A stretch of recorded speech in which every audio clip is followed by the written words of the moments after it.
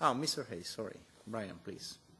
Thank you very much indeed, Chairperson. I don't want to take the floor for too long, but I wanted to put on record my support for our rapporteur and his remarks to the committee just now. He has highlighted 5 separate areas where, in his view and in my view, and indeed the view of many members of this committee, we have gone beyond the level 1 mandate that was given to EIOPA in terms of the regulation that we're discussing. And I think that's a very serious issue. We have a very recent form as a committee in not accepting a delegated act if we believe if it departs hugely from the level 1 composition. And I think that's an important principle that we may have to use in this case as well if we do not get the adequate response that we need from EIOPA. I understand the difficulty for EIOPA and the Commission in this regard.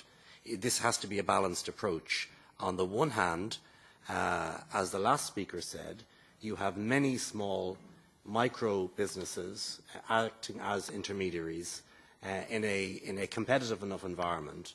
And on the other hand, you have the legitimate concerns of consumers who want absolute protection in this regard. We've got to make sure that we get that balance right in making sure that ultimately the IDD works for everyone in this regard and take our time in it.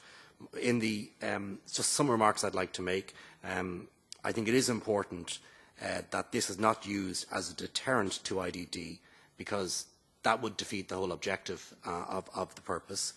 Secondly, I want to say that there has to be much greater regard for small and micro enterprise intermediaries who are working in this area to ensure that they can actually comply with the final product here. And thirdly, I think it's been said before, but I reiterate it, whether it is a sensible policy for EIOPA to differentiate between insurance classes within its policy proposals, given the significant difference that exists between life, non-life and other insurance products, that's a key issue.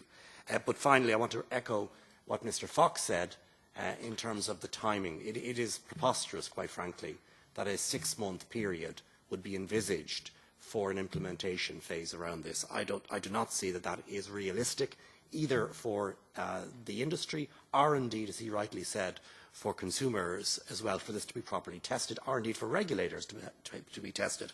And I think that is something that we are going to have to reflect on before a final decision is taken on this. Thank you.